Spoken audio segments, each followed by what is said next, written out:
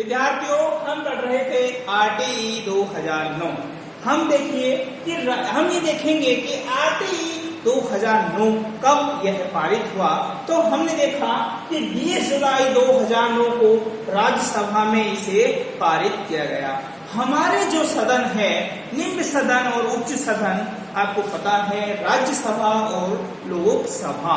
राज्यसभा और लोकसभा, यदि कोई भी अधिनियम हमें पारित करवाना है तो हमें दोनों ही सदनों में उसे पारित 1/3 बहुमत से हमें पारित करवाना होता है।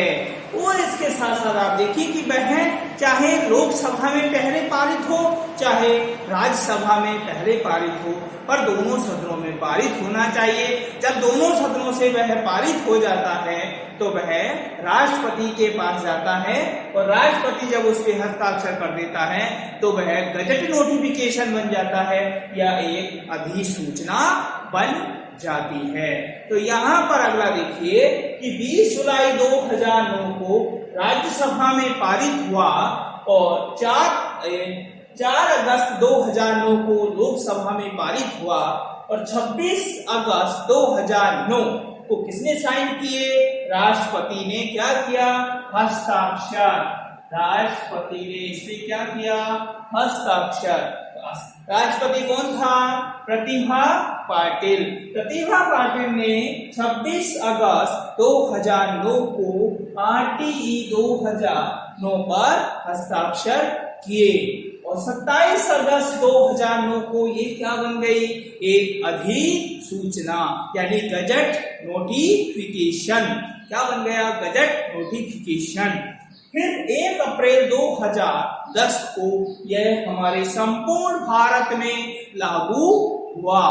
आप देखिए कि खान जे&के को छोड़कर हमारे राजस्थान में ये जो आरटीई 2009 है ये कब लागू हुआ?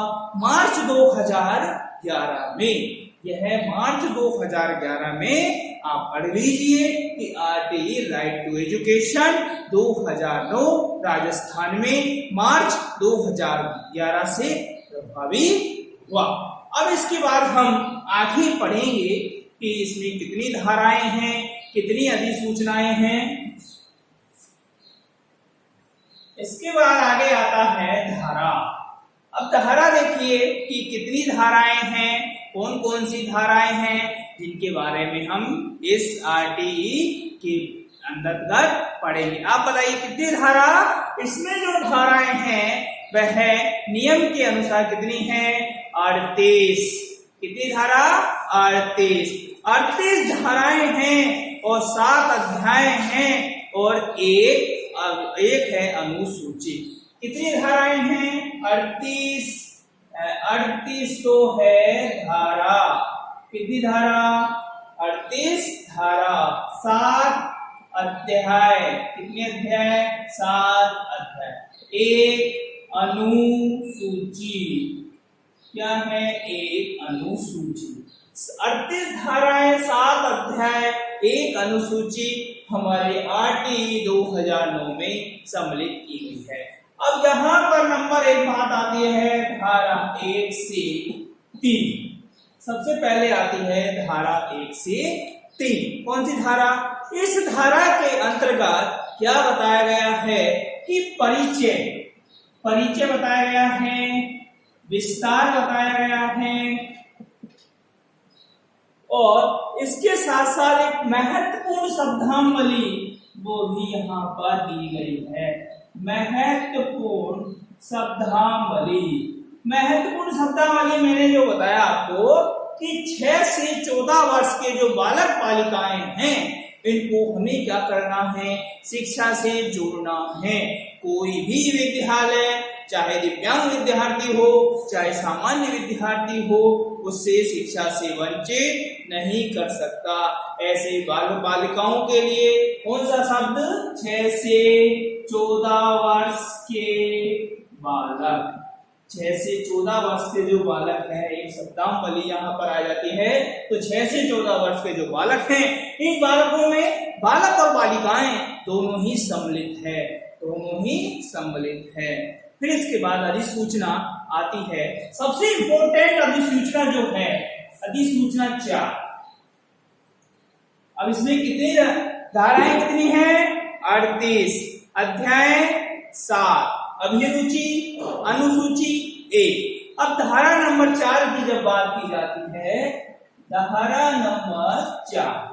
अब धारा नंबर जो 4 है, इसमें देखिए कि ये जो है कभी भी विद्यालय से नहीं जुड़े, कभी भी विद्यालय से नहीं जुड़े, कभी भी विद्यालय से नहीं जुड़े, कभी भी विद्यालय से क्या हुए? नहीं जुड़े, कभी भी विद्यालय से नहीं जुड़े। और ड्रॉप आउट,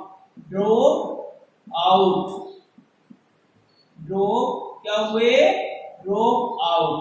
यानी कई ऐसे विद्यार्थी हैं, कई ऐसे बालक हैं जो विद्यालय का उन्होंने कभी वो ही नहीं देखा कि विद्यालय कैसा होता है।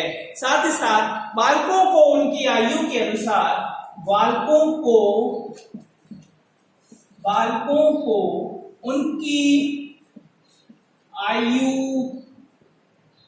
के अनुसार, बालकों को उनकी आयु के अनुसार, बालकों को उनकी आयु के अनुसार निर्धारित कक्षा में प्रवेश का, निर्धारित कक्षा में प्रवेश का क्या होगा? अधिकार होगा। निर्धारित कक्षा में प्रवेश का अधिकार होगा।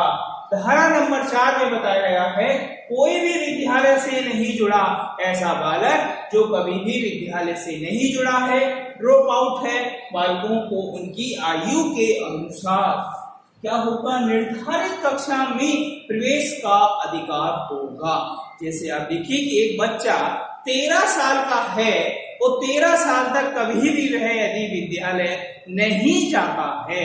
अब 13 साल का जो बालक है, आप देखिए कि यदि फर्स्ट क्लास का बालक कौन सी कक्षा कितनी है, हम यदि सपोज करते हैं कि 5 साल, मिनिमम 5 साल का जो बालक है वह फर्स्ट क्लास में जाता है, तो 13 साल का बालक जब विद्यालय में प्रवेश लेने के लिए जाएगा, तो यहाँ 6 से 14 है, हम यदि बच्चा है तो हम उसे कौन सी कक्षा में देंगे?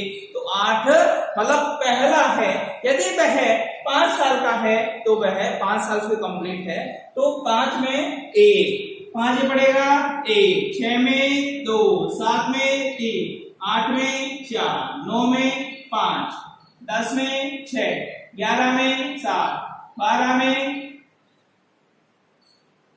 8। हम उस बालक को कौन सी कक्षा में सम्मिलित करेंगे? 8वीं कक्षा में उसको भेजेंगे, चाहे वह उसकी एबिलिटी है या नहीं। हम ऐसे बालक को फिर भी कौन सी कक्षा में भेजेंगे? 8वीं कक्षा, क्योंकि 12 साल का जो बालक है उसे हम 8वीं कक्षा में। यदि हम यहाँ बात करते हैं कि 6 साल, हम एक अप्रोच है कि 5 साल मिनिमम है, पर हमारे इसमें है कि 6 से यदि लगाते हैं तो 13 साल का बालक 8वीं कक्षा में जाता है। यदि हम 5 से लगाते हैं तो 12 साल का बालक 8वीं कक्षा में जाता है। तो यहाँ पर एक उदाहरण है, क्योंकि हम तो यहाँ पर बच्चा की जो आयु है उसके आधार पर ही बच्चे को उसी कक्षा में भेजा जाएगा जो बच्चे की कक्षा है। इसके बाद अगली धारा आती है, धारा नंबर 5। कौन सी धारा? धारा नंबर 5।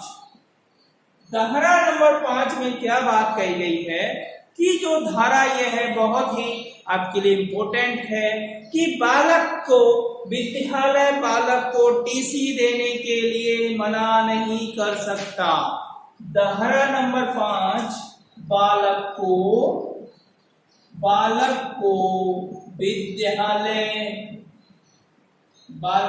विद्यालय टीसी देने के लिए मना नहीं कर सकता। आप देखिए, यदि आप किसी भी